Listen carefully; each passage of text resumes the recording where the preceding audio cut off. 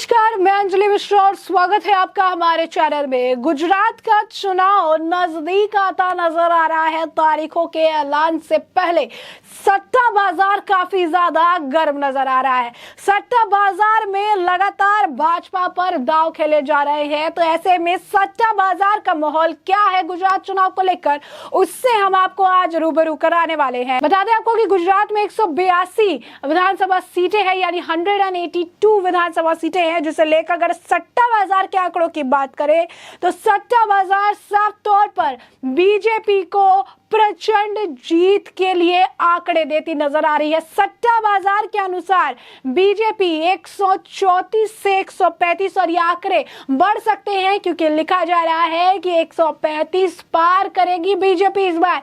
एक बार फिर गुजरात में भगवा आना, एक बार फिर गुजरात में कमल खिलना तो तय है। आंकड़े कितने ज्यादा और कितने कम होंगे, इसके बारे में जो सट्टा बाजार है उसका आंकड़ा है कि कम से कम 135 सीटें बीजेपी की आनी तय है और 135 से ऊपर भी ये सीटें जा सकती है। वही कांग्रेस की बात करें तो कांग्रेस को 21 और आम आदमी पार्टी को 14 सीटों पर जो है समेटने की बात कही जा रही है। तो एक बार फिर आप देख सकते हैं कि सट्टा बाजार बीजेपी की जीत पर दांव खेल रहा है। एक बार फिर सट्टा बाजार गुजरात के चुनाव को लेकर गर्म है और सट्टा बाजार के आंकड़ों के अनुसार एक बार फिर बीजेपी ही आएगी गुजरात में। बता दें आपको कि सट्टा बाजार हमेशा अपने हिसाब से भाव और मोल तोल करता है कि गुजरात में किसकी लहर ज्यादा है, और जिस तरीके के आंकड़े हैं उससे यह बात स्पष्ट है कि बीजेपी एक बार फिर गुजरात में भारी आंकड़ों से जो है सरकार बनाएगी, क्योंकि टोटल सीट 182 है। मेजॉरिटी के लिए 92 सीटें चाहिए, यानी 92 सीट में आपकी मेजॉरिटी हो जाएगी और उसके ऊपर जो भी है आप विजय हो जाएंगे। और ऐसे में बीजेपी आप देख सकते हैं उस मैजिकल आंकड़े को पार करके काफी आगे चली गई है। 92 पर मेजॉरिटी है और 135 सीटों का दावा किया जा रहा है। तो बीजेपी के लिए आप देख सकते हैं बड़ी खुशखबरी कहिए, गुड न्यूज कहिए कि सट्टा बाजार अभी से ही बीजेपी को लेकर गुजरात में दाव खेल रहे हैं। भाव बीजेपी का जो है देखने के लिए मिल रहा है। सट्टा बाजार गर्म है और गुजरात चुनाव को लेकर बीजेपी जो है एक बेहतर विकल्प एक बार फिर नजर आ रही है। बता दें आपको कि गुजरात को लेकर मतलब गुजरात को साधने के लिए लगातार चाहे भाजपा हो जो कि सत्तारूढ़ पार्टी है और कांग्रेस जो कि विपक्ष है, आम आदमी पार्टी जो कि विपक्षी दल है, वो लगातार प्रयास कर रहे हैं, लगातार अपनी तरफ से अपने स्तर पर दौरा कर रहे हैं, रैली कर रहे हैं, पदयात्रा निकाल रहे हैं, ताकि गुजरात के वोटर्स का मन टटोला जा सके, ताकि गुजरात के वोटर्स को रुझाया जा सके, ताकि गुजरात के वोटर्स को अपनी तरफ किया जा सके। कई सारे मुद्दे पर घेरने की कोशिश कर रही है, लेकिन सत्तारूढ़ पार्टी यानी भाजपा ने पूरी जिम्मेदारियां जो है निभाई है और उन्होंने बहुत काम भी गुजरात में किया है। ऐसा हम नहीं, ऐसा फील्ड पर जो जनता है वो बताती है कि किस तरीके से गुजरात में काम किए गए हैं। गुजरात में जो सरकार है उन्होंने काफी मेहनत से काम किया है और लोगों को रोजगार से लेकर बाकी जितने विकल्प है एक बढ़िया जिंदगी के लिए वो प्रोवाइड करवाई है। जैसे ये बात स्पष्ट है कि गुजरात में अगर लोगों की अगर आप बाइट देखेंगे, पब्लिक ओपिनियन अगर आप देखेंगे, तो ज्यादातर लोग यही कह रहे हैं कि केजरीवाल तो झूठा है, केजरीवाल तो बेवकूफ बनाता है, केजरीवाल आता है और केजरीवाल चला जाता है, मोदी जी इमोशन है, मोदी जी प्रेम है, मोदी जी के हम दीवाने हैं। तो कहीं ना कहीं गुजरात के लिए मोदी फैक्टर जो है वो बहुत बड़ा एक अहम फैक्टर है। मोदी फैक्टर इसीलिए भी है क्योंकि वहां पर वो मुख्यमंत्री रहे, मुख्यमंत्री से फिर उन्होंने प्रधानमंत्री तक का सफर तय किया।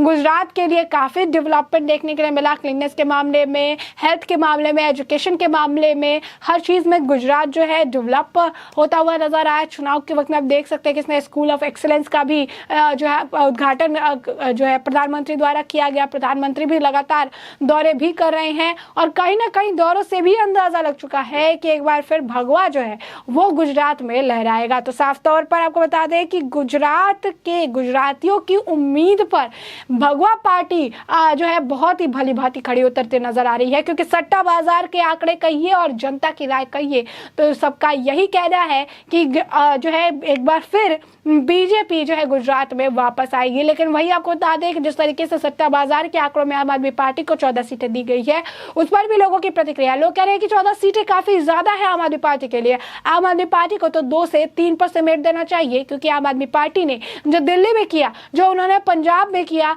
ऐसे में गुजरात में इन्हें इतनी सीट तो आनी ही नहीं चाहिए। बता दें कि ये सट्टा बाजार के शुरुआती ये जो आंकड़े हैं, ये आंकड़े जितनी चुनाव नजदीक आते हैं, जिस तरीके से फील्ड पे तैयारियां होती है, जिस तरीके से फील्ड पर जाते हैं, उस हिसाब से ये आंकड़े में भी परिवर्तन आता है और सट्टा बाजार हमेशा भाव के हिसाब से बढ़ता या फिर गिरता रहता है। और ऐसे में सट्टा बाजार के शुरुआती रुझान है, क्योंकि अभी भी चुनाव की तारीखों का ऐलान नहीं हुआ है, चुनाव की तारीखों का ऐलान अभी भी होना बाकी है। तो अभी से जो वोटर्स के मन टटोले जा रहे हैं, उसमें बीजेपी काफी ज्यादा आगे चल रही है, यानी रेस में आसपास भी कोई नजर नहीं आ रहा है। एक बार फिर जानिए सट्टा बाजार के आंकड़े क्या है। सट्टा बाजार के आंकड़े कुछ इस कदर है कि बीजेपी 182 सीटें टोटल है, 92 पे मेजॉरिटी है। बीजेपी को 134 टू 135 के पार कह रहे हैं, लेकिन 135 जो है वो इन्हें मिनिमम जो है मिलेगा। उसके बाद चले आते हैं कांग्रेस पर, तो कांग्रेस को 21 बता रहे हैं, यानी 21 सीटों पर ये बता रहे हैं। तो वहीं आम आदमी पार्टी की बात करें तो आम आदमी पार्टी के लिए 14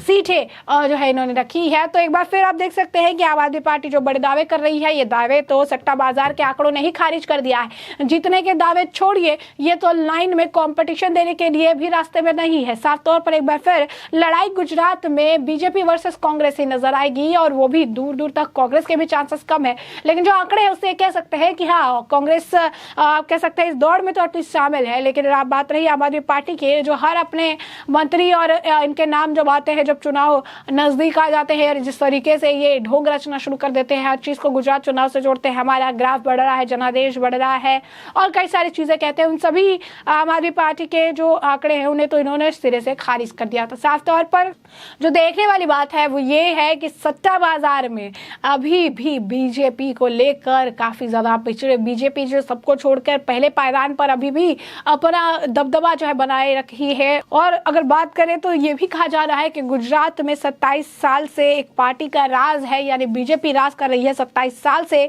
और 2002 से भी ज्यादा सीटें जीतने का इनका जो है टारगेट इस बार का है। 2022 में मोदी ने 2019 से भी बड़ी जीत जो है सोच कर रखी है, यानी प्रधानमंत्री नरेंद्र मोदी गुजरात के लगातार दौरे कर रहे हैं, कई हजार करोड़ के प्रोजेक्ट की सौगात भी दे रहे हैं। गुजरात इकलौता राज्य है जहां लहर जो है एक तरफा नजर आ रही है। सट्टा बाजार के आंकड़े भी से भी आप समझ सकते हैं, और इस बात से भी समझिए कि 27 साल से यहाँ सत्ता बदली ही नहीं है और मोदी लहर बरकरार है। जैसे कि हमने आपको कहा कि गुजरात में मोदी एक बड़ा फैक्टर है, गुजरातियों के लिए मोदी एक बड़ा फैक्टर है और ये उसे सबसे ऊपर रखते हैं। लोग नमस्कार करके ग्रीट करते हैं तो गुजरात के लोग विपक्ष को मोदी मोदी कहकर ग्रीट करते हैं। इससे ही आप समझ लीजिए कि किस तरीके से एक तरफा लहर गुजरात में हमेशा 27 साल से तो देखने के लिए मिल रही है। गुजरात में एक ही नेता है और 27 साल से एक ही पार्टी का राज है। इस बार क्या होगा? इस बार भी भगवा की लहर बहुत ही ज्यादा तेज है। बीजेपी वॉर रूम की खबर जो आई है, इस बार टारगेट बढ़ाया है।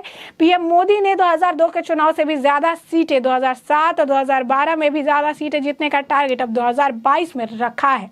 यानी 2022 में कुछ और आप कह सकते हैं कि बड़ा झटका दे सकती है बीजेपी विपक्षी दलों को और ये बड़ी जीत की तरफ आगे बढ़ सकती है। मतलब एक बार फिर गुजरात भगवा रंग में रंगेगा, ऐसा सट्टा बाजार के आंकड़े कह रहे हैं। कई फैक्टर्स हैं जिसमें आपको बताया कि हमने कि किस तरीके से विपक्ष के लिए मुश्किल होने वाला है ये सफर, ये गुजरात का डगर, क्योंकि सट्टा बाजार के शुरुआती आपको बता दें भाव जो है वो बीजेपी के ऊपर दाव खेल रहे हैं, बीजेपी की जीत पर दाव खेलते नजर आ रहे हैं। तो हमने ऐसे में आपको पूरा मामला विस्तार से बताया है क्या है सट्टा बाजार का मूड, और ऐसे में आपने आपकी भी जो इस पूरे मामले पर राय हो हमें कमेंट सेक्शन में कमेंट करके जरूर साझा करें।